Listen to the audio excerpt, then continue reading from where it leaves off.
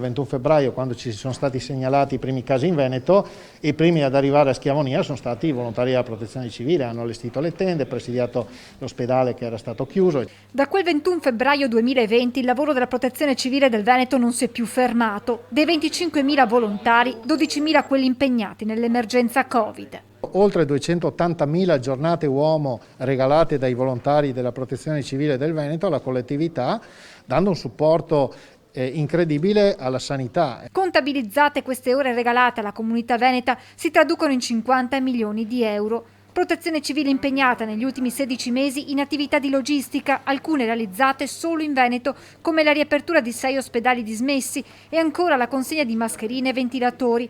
Volontari poi appositamente preparati e impegnati nell'attività di contact tracing o al centralino del numero verde istituito ad inizio emergenza. Uomini e donne impegnati nei punti tampone e nei centri vaccinali. Oggi 500-600 ancora al lavoro negli hub o nella consegna di materiali sanitari. Ma ci sono altre attività meno conosciute ma altrettanto importanti che vedono la Protezione Civile in prima linea. La Protezione Civile sta effettuando il trasporto previsto dall'ordinanza del Ministro della Salute dagli aeroporti alle varie ULSS piuttosto che ai Covid hotel delle persone che arrivano dallo Sri Lanka, India e Bangladesh. Di questi 16 mesi di emergenza tornano alla mente alcuni fotogrammi.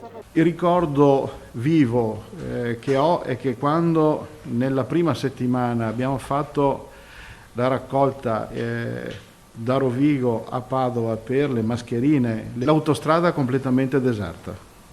Il fermarsi per la strada e non vedere un veicolo passare. Non c'è stato solo il Covid ad impegnare i volontari. Abbiamo avuto 15 situazioni emergenziali rilevanti in questo anno e mezzo, quindi più o meno una al mese. La più impattante è stata quella di inizio dicembre 2020, ha piovuto più del 1966, quando ci furono oltre 100 morti in Veneto, ha piovuto più del 2010, quando mezzo Veneto si allagò. Tutte le opere di prevenzione che sono state messe in campo in questi anni dalla Regione, dalle province e dai comuni stanno dando esito positivo. Ci sono state le emergenze meteo, gli aiuti per l'alluvione in Emilia-Romagna, gli interventi per le nevicate dello scorso inverno e gli incendi boschivi.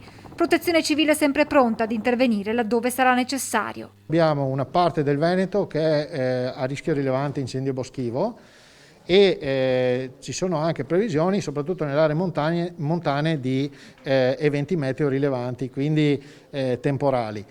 Ovviamente noi siamo pronti ad affrontare qualsiasi situazione